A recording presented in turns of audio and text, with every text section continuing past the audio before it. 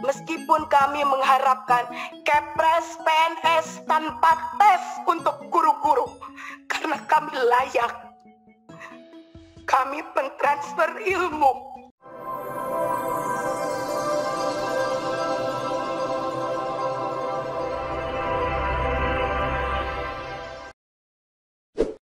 Masih menggambarkan cukup detail menyangkut berbagai masalah dalam seleksi P3K 1 juta ini.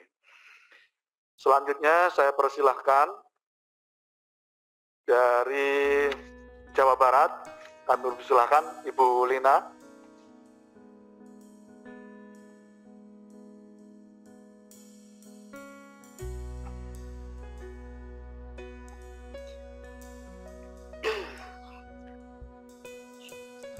Bismillahirrahmanirrahim. Assalamualaikum warahmatullahi ta'ala wabarakatuh. Sampurasun. Allahumma ihdinas siratal mustaqim. Allahumma ihdinas siratal mustaqim. Allahumma ihdinas siratal mustaqim. Rabbi srahli sadri wa yassirli amri wahlul 'uqdatam min lisani yafqahu qawli. Bapak pimpinan yang saya hormati, serta Bapak Dewan di Komisi 10 yang sangat saya hormati, rekan-rekan seperjuangan yang saya sangat banggakan, juga wakil rakyat yang berada di pinggir saya dan belakang saya. Terima kasih Bapak. Bapak dengan hebat menyuarakan aspirasi kami. Jazakallahu khairan katsira. Perkenalkan, nama saya Lina Kurniati, SPD.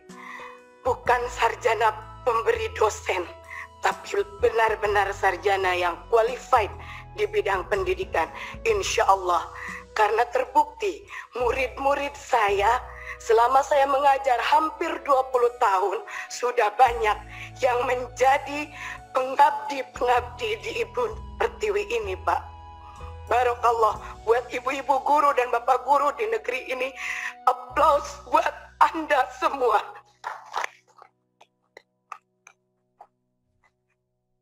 Bangga saya bisa duduk di sini memangku amanah yang sangat besar, Bapak.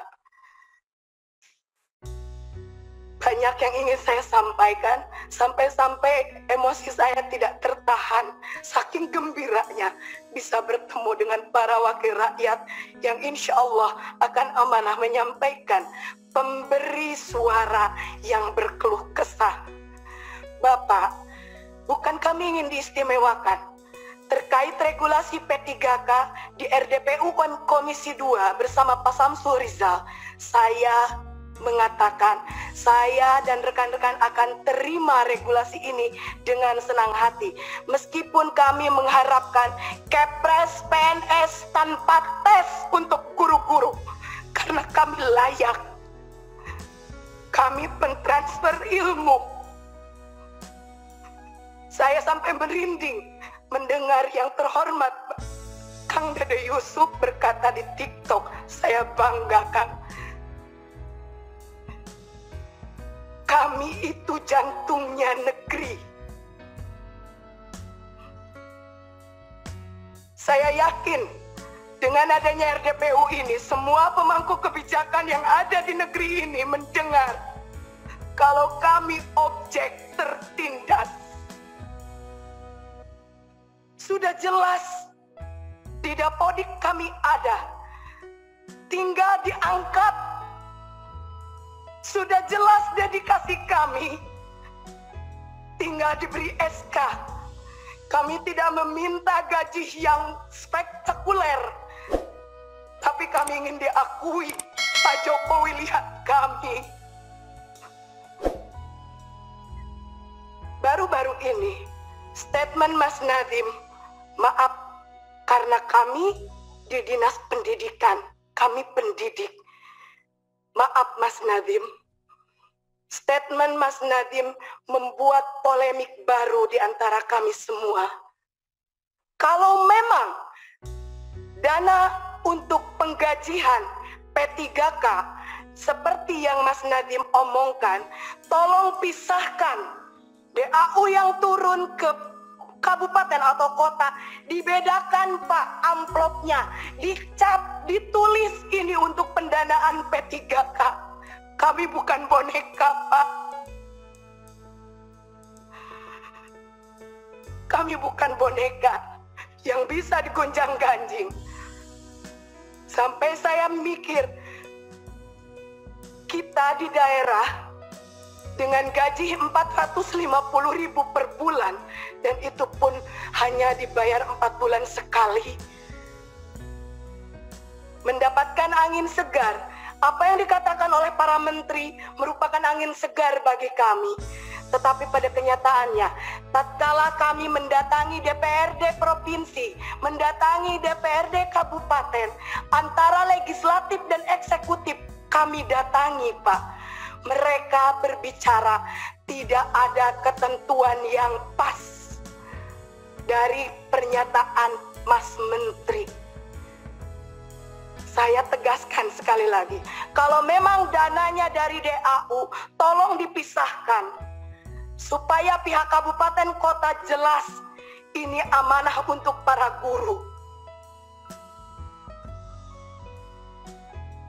Maaf kalau Lina di sini ngomong emosi, karena Lina pernah terjun langsung Pak ke lapangan. Masih ada rekan Lina yang digaji 150.000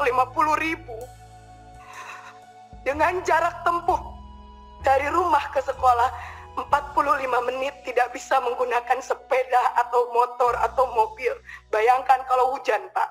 Dan itu Lina bikin semi dokumenter biar jadi bahan untuk para pemangku kebijakan melihat di lapangan seperti apa. Jangankan beras yang ditanggung negara, kami sakit pun negara tidak akan tahu Pak. Kami honorer, kami mengabdi, ijazah kami S1, tapi nasib kami lebih rendah dari seorang kuli pasar.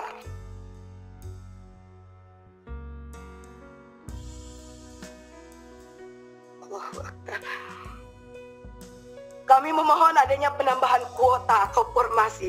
Kalau memang regulasi P3K tetap harus kami ikuti. Kami memohon adanya penambahan kuota atau formasi sesuai dengan jumlah honorer yang ada di lapangan. Atau kalau secara kasarnya, angkat semua honorer yang sudah terdaftar di Dapodik. Adapun kesalahan Dapodik bisa diadakan perbaikan, karena kami yakin bapak-bapak yang ada di Kemendikbud, bapak-bapak sebagai pemangku kebijakan lebih cerdas dari kami. Yang nomor 2, memohon adanya pembenahan regulasi dan pemetaan formasi. Contoh, karena saya bekerja di Kabupaten Garut, salam Bapak Bupati Kabupaten Garut, izinkan saya menyampaikan amanah Bapak. Yang terjadi di Kabupaten Garut, dari 8.801 guru honorer yang ada, hanya tersedia 196 formasi dari 8.801. Contoh kedua, realita formasi untuk guru PAI yang sangat kurang dan hampir tidak ada di beberapa wilayah se-Jawa Barat, dan ini skup nasional pun sama Pak. Padahal kita tahu yang namanya kuota, yang namanya formasi untuk guru PAI sangat penting. Bukankah kita berkeadilan? Tetapi ternyata regulasi yang digulirkan oleh pemerintah jauh dari kata berkeadilan. Jangan menjadikan kami sebagai objek tertindas. Jangan jadikan kami hanya sebagai tim hore di regulasi P3K ini. Lihat keberadaan di lapangan. Indonesia darurat guru. Dan yang mencakupi di setiap sekolah itu adalah guru honorer. Yang ketiga, memohon adanya penambahan afirmasi berdasarkan masa kerja dengan cara di grade dari 3 sampai 5 tahun masa kerja, sampai 10 tahun masa kerja, 10 sampai 15 tahun masa kerja, 15 tahun masa kerja sampai selanjutnya. Karena apabila afirmasinya dibilang hanya untuk 50 tahun, belum tentu mereka itu masa kerjanya sesuai grade. Dan perlu digarisbawahi Bapak, honorer itu bukan hanya K2. Ada yang non-kategori. Ari non kategori mapak mudab dabun, teka luhur teka hanap sur bahasa pasantren. Jadi di tengah-tengah Bu, mereka tidak diakui.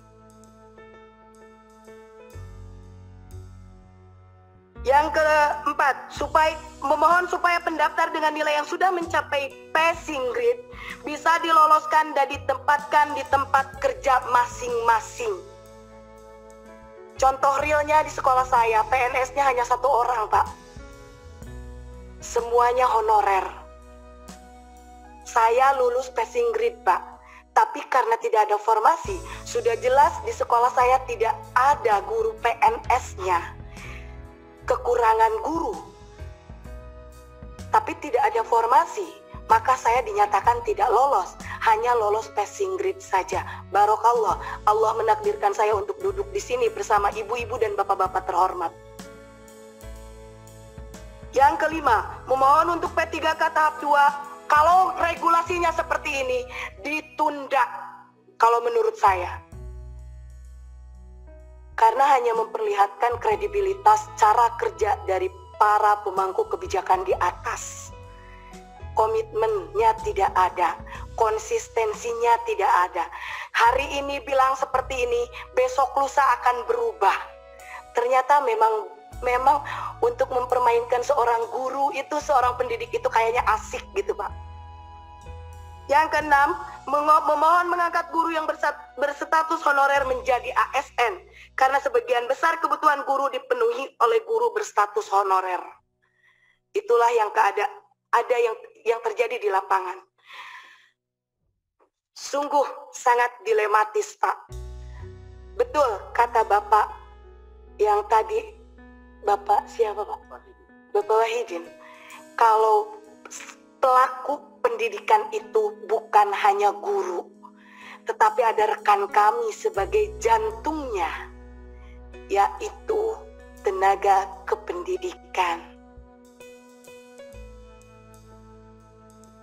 Kenapa Tendik tidak dibuka formasi Pak? Padahal mereka juga sama mendedikasikan untuk negeri tercinta ini. Alangkah sangat disayangkan tatkala kami berlomba-lomba untuk mengikuti ujian P3K yang kalau menurut saya cerita sedikit Pak, sangat amazing. Saya umur 40 tahun harus mengerjakan soal 100 soal matematika SMP tanpa kalkulator. Untuk masuk ruang ujian saja, yang laki-laki dibuka sabuknya dan dipegang diraba-raba. Seolah kami itu apa? Kenapa Pak? Kami meminta kebijakan harus meminta-minta seperti ini.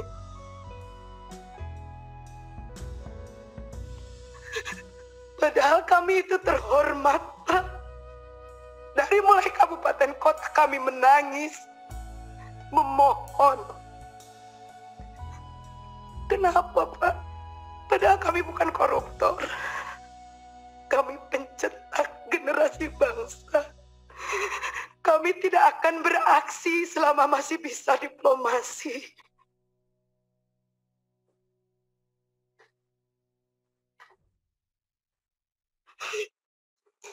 Terima kasih. Mungkin nanti ada teman saya yang akan menambahkan. Jazakallah Bapak. Jangan membuat air mata kami menangis lagi. Jangan menjadikan ketidakmampuan kami menjadi objek tertindas. Bangkitkan semangat kami. karena kami tidak meminta apa-apa. Angkat kami, angkat derajat kami, hanya untuk bisa menyekolahkan anak-anak kami. Wabillahi taufiq wal hidayah, wa ridha wal inayah. Wassalamualaikum warahmatullahi ta'ala wabarakatuh. Sampurasun.